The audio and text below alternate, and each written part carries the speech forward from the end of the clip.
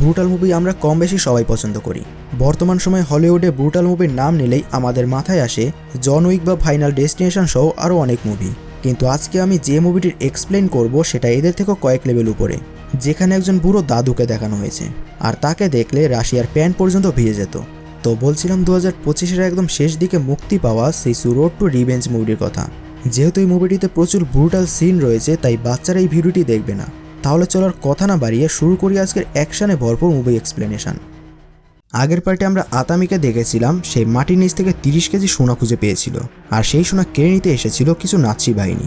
এরপর আতামি তাদের সাথে কি করেছিল সেটা তোমরা হয়তো ভালো করেই জানো, আর যারা জানো না তারা নিশ্চয়ই আগের পার্ট দেখোনি, তাই ডিসক্রিপশন বা আই বাটন থেকে ভিডিওটি দেখে নিতে পারো। তাহলে চলো মূল কাহিনীতে ফিরি। এইদিকে সেই ঘটনার প্রায় 2 বছর হয়ে গেছে, এখন 1946 সাল। ইতিমধ্যে দ্বিতীয় বিশ্বযুদ্ধ শেষ হয়ে গেছে, ফলে আতামি সেই সব সোনা বিক্রি করে তার নিজের বাড়িতে ফিরে এসেছে। তবে সেই বাড়িতে আতামির পরিবারের কোনো সদস্যকেই আমরা দেখতে পাই না। আসলে 2 বছর আগে নাৎসি সৈন্যরা তার পরিবারের সবাইকে খুব নিষ্ঠুরভাবে মেরে ফেলেছিল, আর তারপর আতামি কি করেছিল সেটা তোমরা এই মুভির আগের পার্ট না দেখলে বুঝবে না।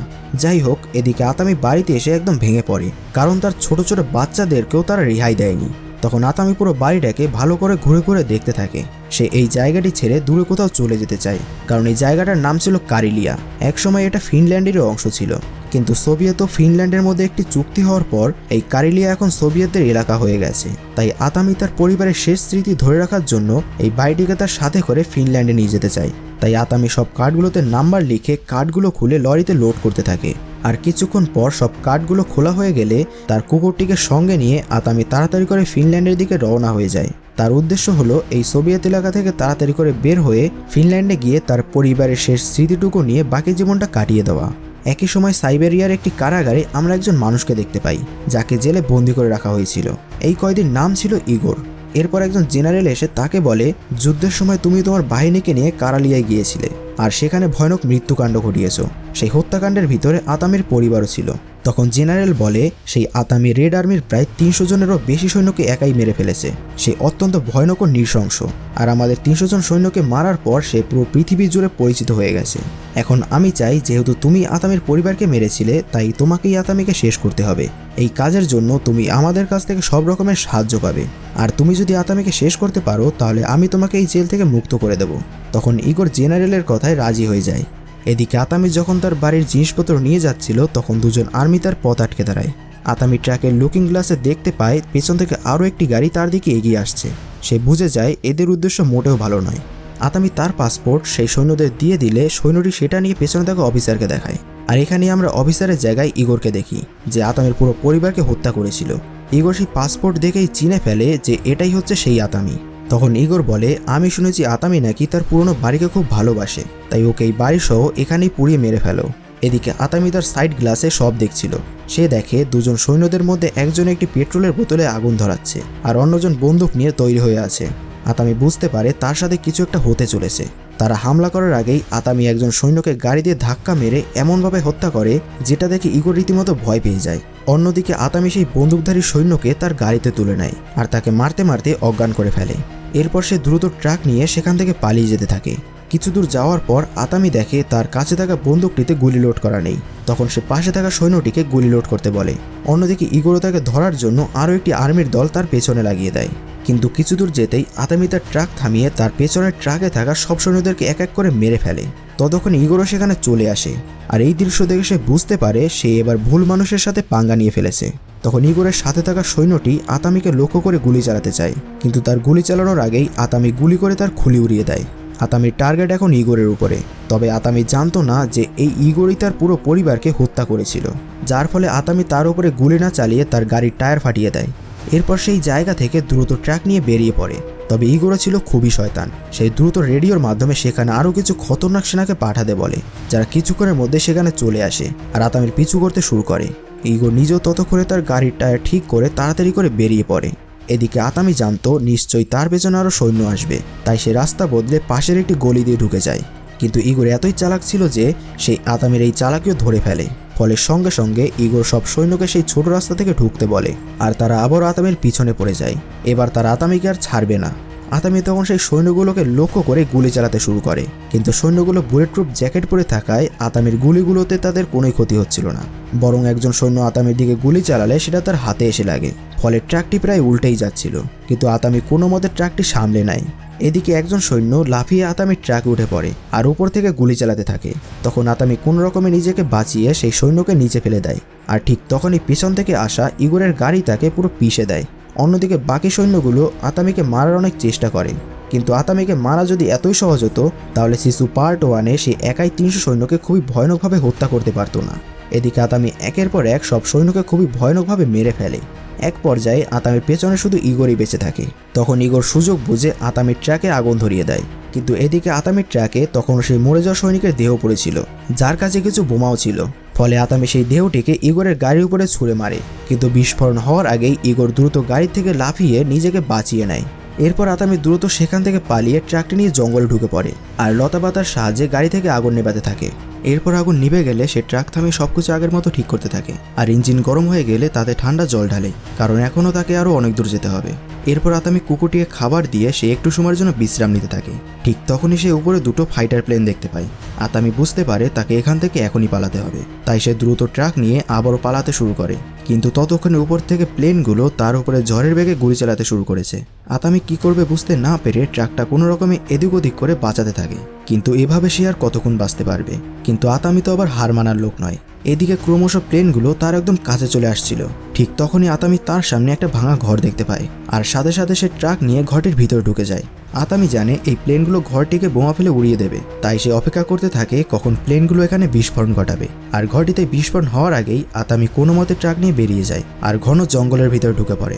জঙ্গলের ভিতরে ঢুকে যাওয়ার কারণে প্লেনের পাইলটরা তাকে আর খুঁজে পায় না, কারণ বড় বড় গাছের কারণে প্লেন থেকে তাকে ভালো করে দেখাই যাচ্ছিল না। কিন্তু হঠাৎ একজন পাইলট আতামির ট্রাক দেখতে পায়, আর সঙ্গে সঙ্গে প্লেনটি কাত হয়ে গিয়ে আতামির ট্রাক লক্ষ্য করে গুলি চালাতে শুরু করে। আতামি পেছনে প্লেন আসতে দেখে একটু চালাকি করে। প্লেনটি যখন একদম কাছাকাছি চলে আসে তখন আতামি হঠাৎ জোরে ব্রেক করে, ফলে প্লেনটি ট্রাকের সাথে ধাক্কা খেয়ে তার একটি পাখা ভেঙে যায়, ফলে প্লেনটি দূরে ছিটকে গিয়ে পড়ে আর পাইলট সেখানে আগুনে পড়ে পুরো ঝলসে যায়। এরপর আতামি দেখে এখন তার পেছনে আর কেউ নেই, আর জঙ্গল থেকে বের হওয়ার আগে সে আকাশের দিকে তাকায় যে অন্য প্লেনটা আবারও আসছে কিনা। অনেকক্ষণ কাউকে দেখতে না পেয়ে সে আবার ট্রাক নিয়ে ফিনল্যান্ডের দিকে এগিয়ে যেতে থাকে, কিন্তু বেশি দূর যাওয়ার আগেই তাকে খুঁজতে থাকা দ্বিতীয় প্লেনটি তাকে আবারও খুঁজে পেয়ে যায়। এরপর সেটি আতামিকে লক্ষ্য করে আবারও ঝড়ের মতো গুলি ছুটতে থাকে, তবে এত গুলি করার কারণে প্লেনটির গুলি শেষ হয়ে যায়, আর পাইলট যে কোনো মূল্যেই আতামিকে শেষ করে দিতে চাচ্ছিল, তাই সে প্লেনটিকে সোজা নিচে নামিয়ে আনতে থাকে। আতামি বুঝে যায় সে তার প্লেন দিয়ে সোজাসুজি ট্রাকে ধাক্কা মারতে আসছে। তখন আতামি বুদ্ধি করে গুলি করে তার ট্রাকে বাঁধা কাঠের দড়ি ছিঁড়ে দেয়, আর তার সজোরে ব্রেক চাপায় ট্রাকের কিছু কাঠ সামনে এসে পড়ে, ফলে প্লেনটি ট্রাকের সাথে ধাক্কা খেয়ে দূরে ছিটকে পড়ে, আর সেটা সেখানেই ব্লাস্ট হয়। এইভাবেই আতামির বুদ্ধি ও সাহসিকতা তাকে আবারও মৃত্যুর হাত থেকে বাঁচিয়ে দেয়। তবে প্লেনের পাইলটটি তখনও বেঁচে ছিল, কারণ সে প্যারাশুটের সাহায্যে আগেই বাইরে বেরিয়ে গিয়েছিল। তখন তাকে দেখে আতামি যখনই তাকে মারার জন্য এগিয়ে যাচ্ছিল, ঠিক তখনই সে হঠাৎ দেখতে পায় আরও একটি বিমান তার দিকে এগিয়ে আসছে। তাই আতামি তাকে না মেরে দ্রুত কাঠগুলো ট্রাকে লোড করে সেখান থেকে পালাতে শুরু করে। কিন্তু ততক্ষণে সেই যুদ্ধ বিমানটি তার উপরে একের পর এক বোমা ফেলতে শুরু করেছে, যে কারণে নিচে থাকা পাইলটও মরে। আর আতামিও নিজেকে বাঁচাতে উঁচু পাহাড় থেকে ট্রাক সমুদ্রে নামিয়ে দেয়। জলের নিচে এসে সবার আগে সে কুকুরটিকে মুক্ত করে দেয়, আর পরে সে নিজেও ট্রাক থেকে বেরিয়ে আসে। ট্রাকটি তখন দ্রুত জলের নিচে গভীরে তলিয়ে যাচ্ছিল, কিন্তু আতামি তার বাড়ির কাঠগুলোকে কোনো মতেই হারাতে চাচ্ছিল না, কারণ এই কাঠগুলো তার পরিবারের একমাত্র শেষ স্মৃতি। তাই সে দ্রুত জলের নিচে গিয়ে দড়িগুলো খুলে দেয়, ফলে কাঠগুলো আবারও জলের উপরে ভেসে ওঠে। তবে অনেকক্ষণ জলের নিচে নিঃশ্বাস না নেওয়ার কারণে আতামি পুরো নিস্তেজ হয়ে পড়ে। এরপর কিছু সময় কাটার পর আমরা দেখি সব কাঠগুলো এবং আতামের কুকুরটি জলের উপরে ভেসে উঠেছে, কিন্তু আতামের কোনো দেখা নেই। ঠিক তখনই আমরা দেখি একটি কাঠের টুকরের সাহায্যে সে আবারও জলের উপরে ভেসে উঠেছে। এদিকে ইগোর সেই জায়গায় এসে পৌঁছায় যেখানে আতামি তার ট্রাক নিয়ে জলে ঝাঁপ দিয়েছিল। তখন ইগোর একটি নৌকা নিয়ে দুজন সৈনিককে নিচে পাঠায় আতামির লাশ খোঁজার জন্য, কিন্তু সেই সৈন্যরা জানায় জলের নিচে অনেক গভীরে শুধু একটা ট্রাক পড়ে আছে, কিন্তু আতামির দেহ বা কোনো কাঠের চিহ্নও সেখানে নেই। এটা দেখে ইগোর বুঝে যায় যে আতামিকে ধরা এত সহজ নয়। অন্যদিকে আতামি সেই কাঠগুলো দিয়ে একটা ভেলা তৈরি করেছিল, আর সেই ভেলাই করেই অনেকক্ষণ পর সে একটি তীরের কাছে এসে পৌঁছায়, আর সেখানে আতামি একটা ভাঙা ট্যাঙ্ক পড়ে থাকতে দেখে। তখন ট্যাঙ্কটি দেখে তার মাথায় একটি বুদ্ধি আসে, সে দ্রুত ট্যাঙ্কটিকে চালানোর মতো ঠিক করে ফেলে।